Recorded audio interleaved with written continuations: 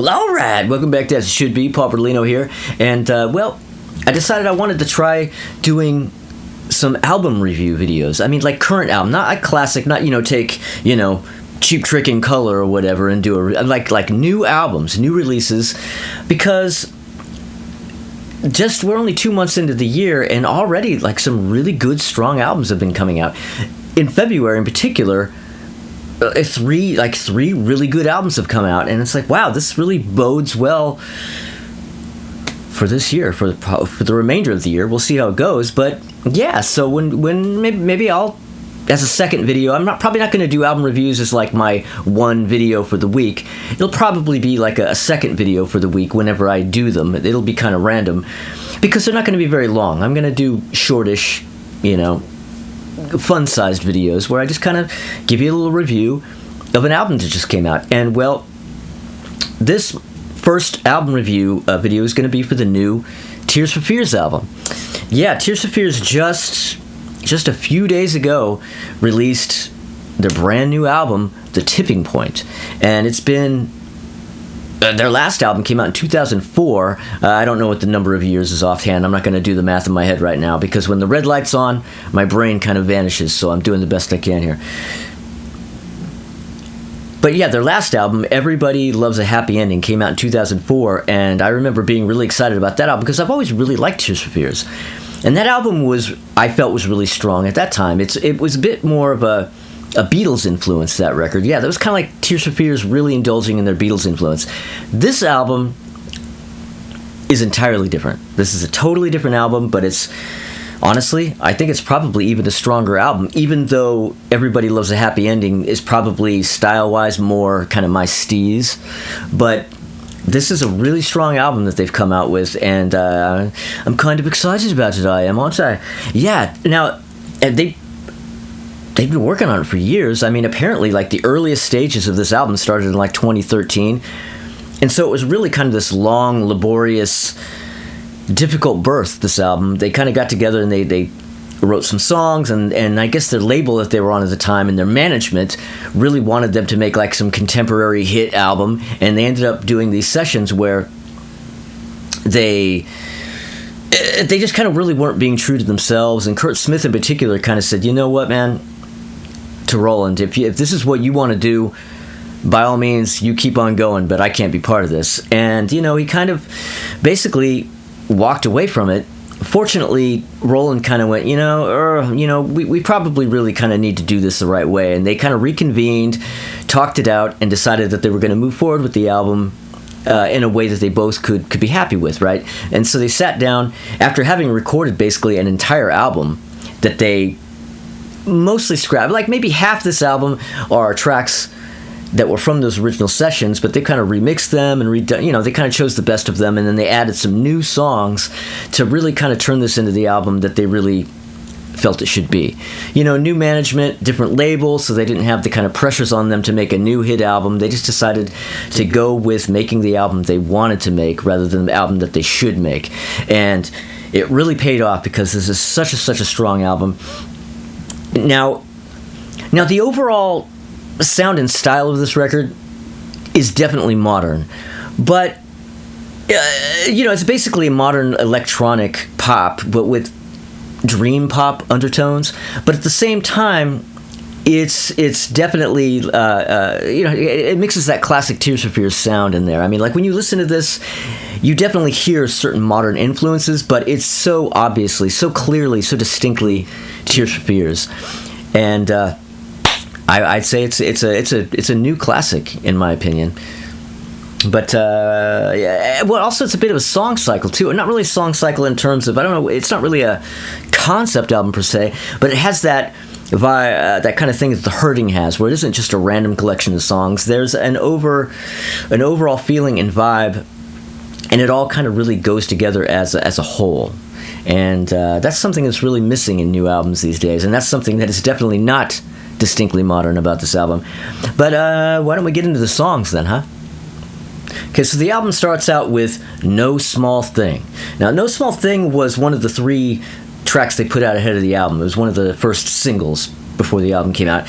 And it was also the first song that they worked on when they reconvened after they had shelved the album and decided maybe to give it another go. And this song was co-written by Roland and Kurt, and it's a bit of it's a very bare bones acoustic number with sort of a, as Roland described, actually, kind of a Johnny Cash or even Dylan kind of acoustic riff. And it starts out very, very bare bones for an album that's overall very produced and not acoustic. But the track slowly builds from those humble little acoustic beginnings, and it keeps going and going and going and building until it becomes this big, huge thing at the end and has a massive crescendo. It hits critical mass and ends, giving way to track 2. Yeah, so track 2 is the title track, The Tipping Point. Now, this is the great first single from the album. This is the first thing released, and it came out late last year, maybe around October, I think, something like that. And in fact, it made my end of the year top 10 songs list for 2021. It's probably the most classic Tears for Fears sounding track on this record. Part of that being the fact that it borrows rhythmically, beat-wise, more than a little from Everybody Wants to Rule the World. You know, it has that kind of thing going on. But it's its own song. It's an entirely different song. It's just, the drum programming is pretty much identical to Everybody Wants to Rule the World. But that's where the similarities end. Now, this is an instant classic, in my opinion. This is an instant classic Tears for Fears song. I mean, I could say right now, even with this being so new, that this, if I were to make a list of my top 10 Tears for Fears songs, I mean, not even to mention 20, but like my top 10 Tears for Fears tracks, this song would definitely be on that list. And yeah, there's just so many things that I love about it. Probably my favorite thing about it is that ghostly Kurt Smith backing vocal on the chorus. You know that I could love you more. Yeah, just that one moment is just like, oh shit. It's 1984. It's 83, 84 right now. Here we go. Yeah, it's great track. And, of course, speaking of Kurt Smith, track 3, a long time. Did I get that? Yeah, 3 longs. A long time.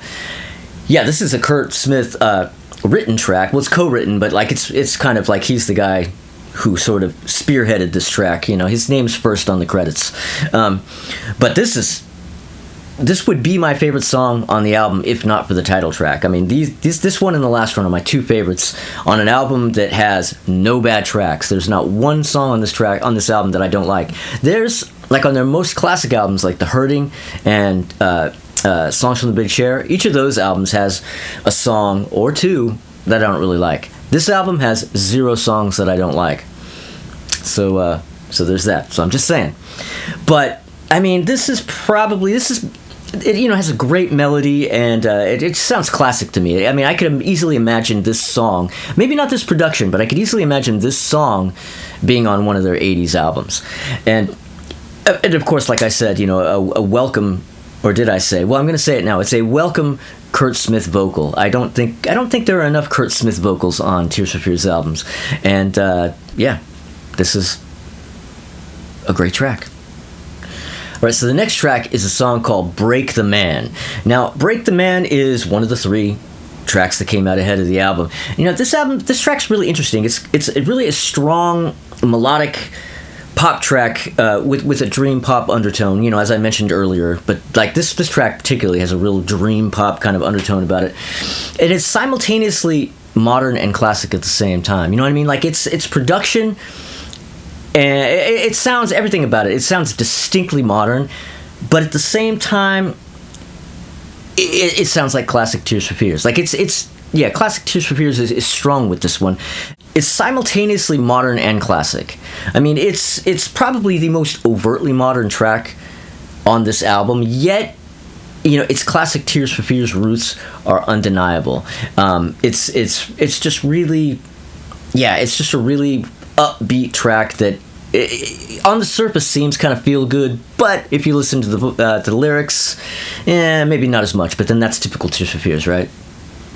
Now, coming up on as what I think is probably the last song on side 1 is a song called My Demons.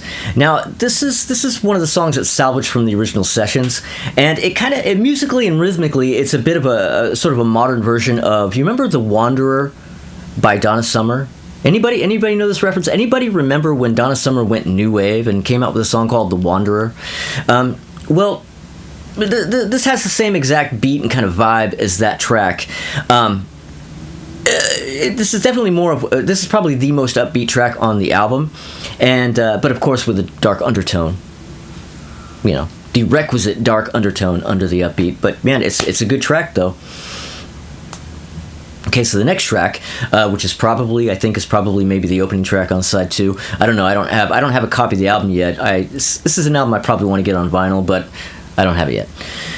But yeah, this is called Rivers of Mercy, and now this track is very floaty and serene. It has a bit of a Woman in Chains vibe about it, but even more floaty and serene than that. Much more serene even than that song. And I could imagine a massage therapist playing this in the background during a session. I really didn't like this song much the first time I listened to the album. It just seemed kind of boring. It just seemed like, well, it kind of did seem like background music, and I had trouble kind of keeping my attention on it.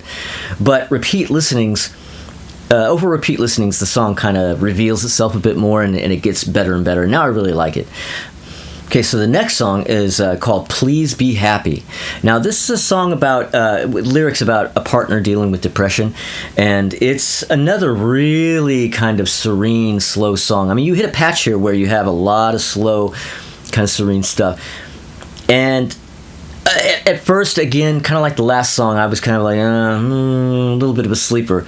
But man, this one has really grown on me. Like, the chorus on this is gorgeous, absolutely gorgeous. In fact, the track and it kind of sounds a bit like a more synthetic Moody Blues. I mean, I could easily imagine Justin Hayward delivering this chorus. But also at the same time, the chorus very, very strongly reminds me of a song called Prose by an obscure British artist from the 70s named David Warner. Anybody remember David Warner or even aware of him? Yeah, he was a guy in the mid-70s who was a total Bowie clone, like a total Bowie wannabe, but he put out 3 records or a couple of albums on RCA that are actually really great. I mean, he's a Bowie clone, but his writing is so strong that he kind of overcomes that, and his records are really good. But I digress. This is actually about Tears for Fears, isn't it? Yeah, this is really, really a great song, and like I said, I like the whole track, but that chorus is probably one of my favorite moments on the whole album. Okay, so the next track is Master Plan. Now, this song has that 90s I Am the Walrus meets Free as a Bird thing about it. You know what I'm saying? And even more Moody Blues vibes than even the last track, I would say. I mean, I could easily hear this song being on Threshold of a Dream, actually.